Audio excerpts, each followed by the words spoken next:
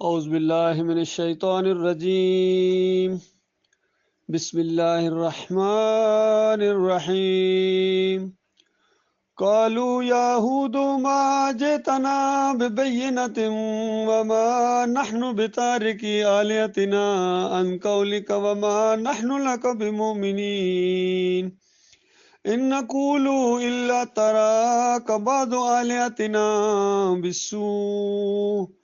قال انی اشہد اللہ واشہد انی بریء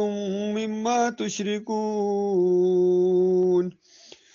من دونہ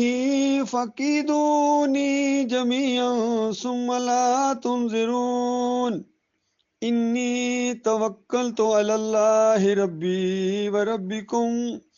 ما من دابۃ الا هو آخذ بناصیتها ان ربی علی صراط مستقیم۔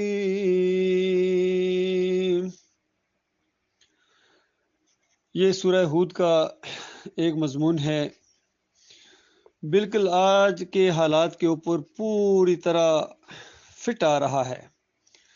یہی وہ واقعات تھے، گزشتہ قوموں کے واقعات جو نبی صلی اللہ علیہ وآلہ وسلم سنایا کرتے تھے، اور مشرکین مکہ یہ طعنہ دیتے تھے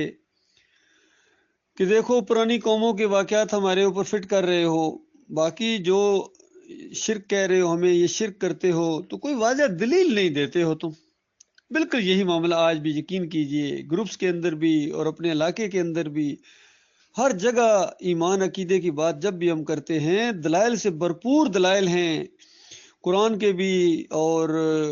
آفاق و انفس کے بھی، لیکن آخر میں یہی کہتے ہیں کہ دلیل کوئی نہیں دیتے۔ تو یہ کوئی نئی بات نہیں ہے میرے بھائیو۔ دیکھو ہود علیہ السلام کی قوم بھی یہی بات ہود علیہ السلام کو کہہ رہی ہے، ہر پیغمبر کو یہی بات کہی گئی ہے، اور اب تو آخری پیغمبر محمد صلی اللہ علیہ وآلہ وسلم کو بھی یہی بات کہی جاتی تھی، اور آپ کے امتیوں کو بھی یہی بات کہی جا رہی ہے۔ کہنے لگے قالو یا ہود، اے ہود، ما جئتنا ببینۃ، کوئی واضح دلیل نہیں لائے ہو، کوئی بات نہیں لائے ہو، کوئی معجزہ لے کے آؤ۔ وما نحن بتارکی آلہتنا عن قولک، اور تیرے کہنے کی وجہ سے ہم اپنے معبودوں کو چھوڑنے والے نہیں ہیں، جو ہم نے داتے دستگیر مشکل کشا حاجت روا بنا لیے ہیں، ان کے واسطے وسیلے، ان کے رکوع اور سجدے جو ثابت کر رہے ہیں، تیرے کہنے کی وجہ سے ہم چھوڑنے والے نہیں ہیں۔ یہ تو پوری طرح جمی ہوئی ہے پوری قوم۔ اور کہنے لگے وما نحن لک بمؤمنین،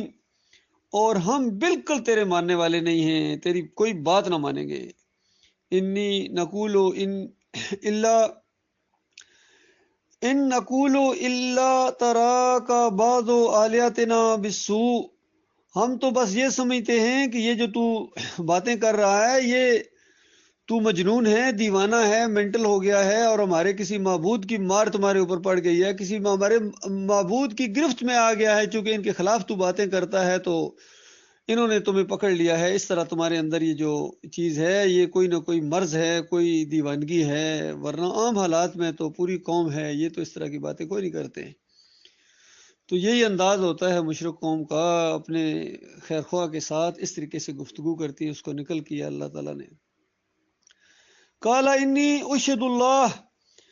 ہود علیہ السلام نے کہا کہ میں اللہ کو اس بات کے اوپر گواہ بنا کر یہ بات کہہ رہا ہوں، واشہدو، اور سارے کے ساروں قوم کے لوگوں تم اس بات کے اوپر گواہ ہو جاؤ، سارے میری بات کو سنو اور آگے پیچھے اس کو پھیلاؤ، بتا دو کہ ہود علیہ السلام یہ کہہ رہے ہیں، اور اللہ تو دیکھ ہی رہا ہے، وہ سن بھی رہا ہے میری اس بات کو کہ میں بالکل اعلان کرتا ہوں، میگا فون کے ذریعے یا لاؤڈ سپیکر ہوگا تو اس کے اوپر، یا یہ جتنے یہ ذرائع ہیں دوسروں تک پہنچانے کے، یہ سوشل میڈیا ہے، یہ واٹس ایپ کے گروپس ہیں، یا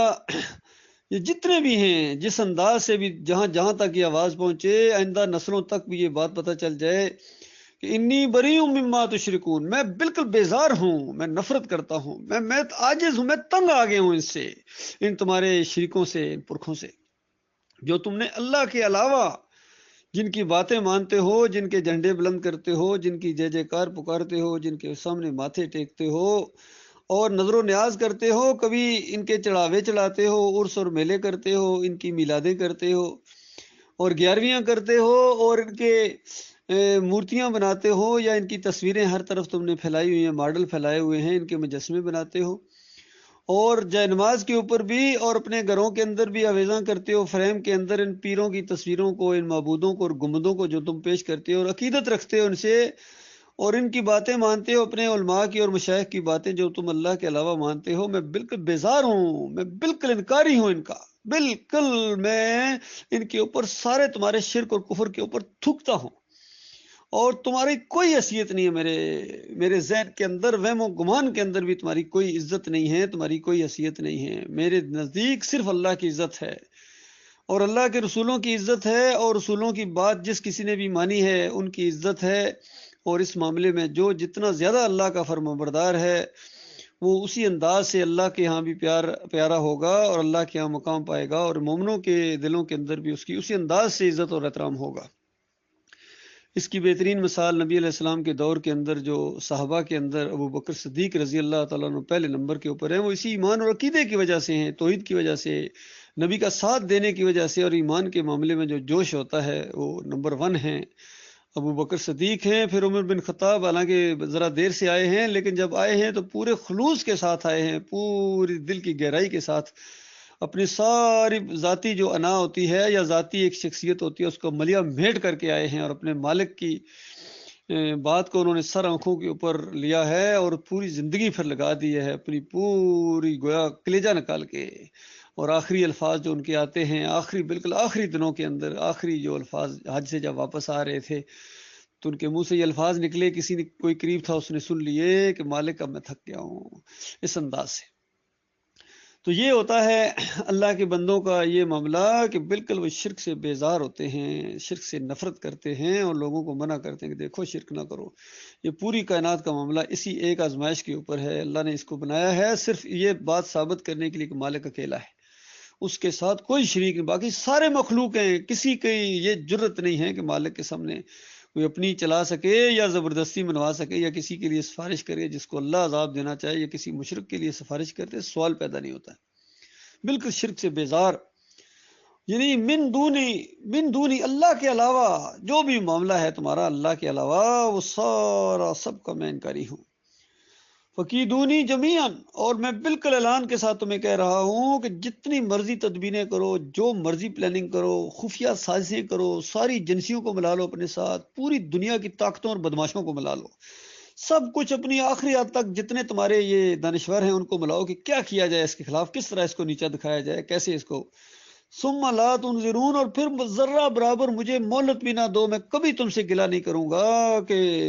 ظالمو تم نے اتنی بڑی پلاننگ کی اور مجھے خبر بھی نہیں ہونے دی، بالکل، کیونکہ میرا معاملہ ایسا ہے جو تم سمجھنے سے بالکل قاصر ہو۔ انی توکلت علی اللہ ربی و ربکم، کہ میں نے جو بھروسہ کیا ہے، توکل کیا ہے، وہ اپنے مالک کے اوپر کیا، وہ میرا رب ہے اور تمہارا بھی وہی رب ہے۔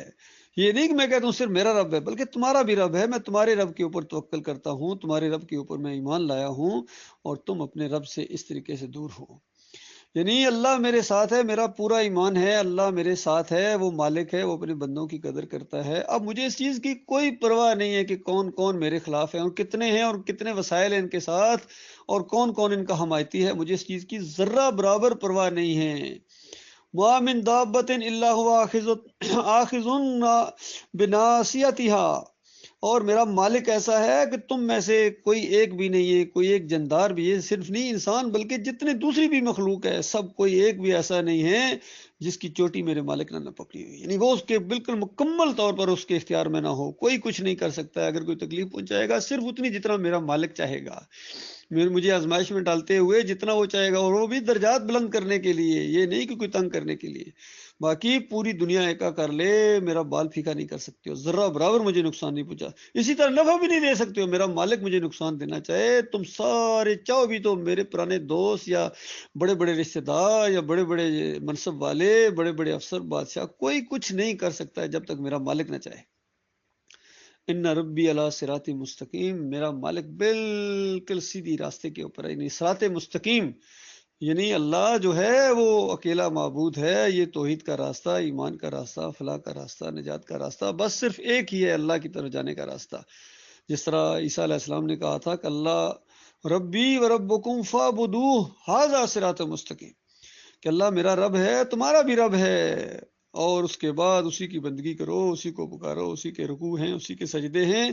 دیکھنا کسی اور کو نہ کرنا۔ کوئی ایسا نہیں ہے، اس لائق نہیں ہے کہ اس کو رکوع کیے جائیں، سجدے کیے جائیں،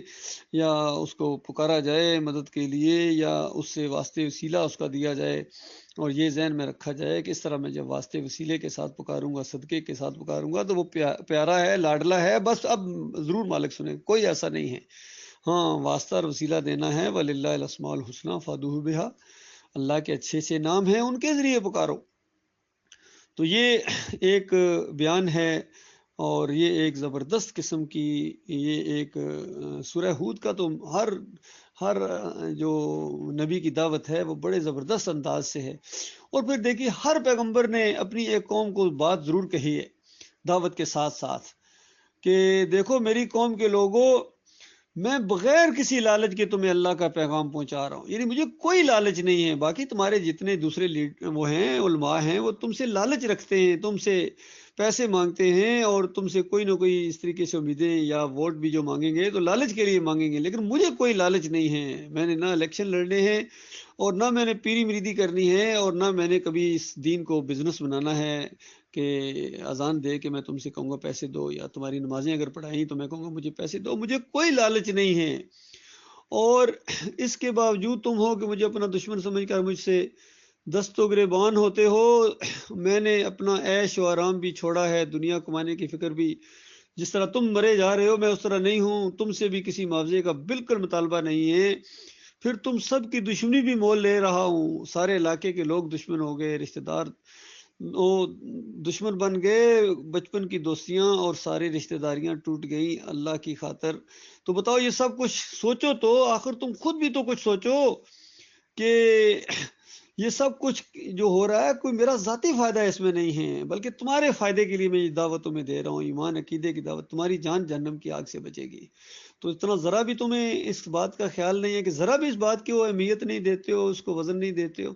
اور بغیر سوچے سمجھے بس آگے سے او جی ایسے ہی کہہ رہا جی، بس یہ اس طریقے سے تم نے یہ بات کہہ کے اس دعوت کا انکار کیا ہے، اس کی ناقدری کی ہے، اور کبھی الزام لگاتے ہو کہ یہ انتشار پھیلاتا ہے، یہ جناب جماعت کو اس نے ایسا کہا، بس جماعت کو یہی کہا ہے کہ شرک نہ کرو، اور کیا کہا بتائیے؟ بریلویوں کو بھی یہی کہا ہے کہ دیکھو شرک نہ کرو، اللہ کے ساتھ شریک ٹھہراتے ہو، اور دیوبندیوں کو بھی یہی کہا ہے، اہل حدیثوں کو بھی یہی کہا ہے، کوئی بھی ایسا نہیں جس کے عقیدے کے اندر شرک نہ ہو۔ جب ان کو ہم یہی کہتے رہے ہیں تو جماعت والوں، جب تمہارے اندر شرک آیا ہے، یہ سجدہ تعظیمی کا شرک ہو، یا یہ کہ اللہ نے اپنی صفت دے دی، اس طرح کی باتیں تمہارے امیر کے منہ سے کیوں نکلی ہیں؟ نہیں نکلنی چاہیے تھی۔ یہ بہت بڑی اللہ کے غضب کو دعوت دینے والی بات ہے، یہ شرک کی باتیں ہیں۔ شرک سے تو بہت زیادہ دشمنی ہونا چاہیے، شرک سے تو دور بھاگنا چاہیے، ذرہ برابر بھی کہیں شرک کا شائبہ ہو تو اس چیز کو نہیں اختیار کرنا چاہیے، کیونکہ اگر وہاں جا کے آخرت میں جا کے اگر ذرہ برابر بھی شرک تمہارے اندر ثابت ہو گیا تو بتاؤ کیا کرو گے؟ اس سے بہتر ہے کہ آج ان چیزوں کو چھوڑ دو، قوم لگی ہوئی ہے لگی رہنے دو، یہ میلادیں منا رہی ہے، عرس اور میلے کر رہی ہے، چڑھاوے چڑھا رہی ہے، واسطے وسیلے رکوع سجدے جو کچھ کرے کرو بھائی، تم اللہ تم سے نپٹ لے گا، آخر مجھ سے کیوں مطالبہ ہے کہ میں بھی تمہارے ساتھ شامل ہوں؟ ہرگز نہ شامل ہوں گا، بالکل اسی انداز سے جس طرح کہا گیا تھا، اور بالکل آخری بات کہہ دی گئی تھی، قل یا ایھا الکافرون لا اعبد ما تعبدون ولا انتم عابدون ما اعبد ولا انا عابد ما عبدتم ولا انتم عابدون ما اعبد لکم دینکم ولی دین۔ بالکل اعلان کے ساتھ بار بار اس کو دہرایا گیا کہ دیکھو جن کی تم بندگی کرتے ہو، چڑھاوے چلاتے ہو، سر میلے رکوع اور سجدے ثابت کرتے ہو، میں نہیں کرتا ہوں،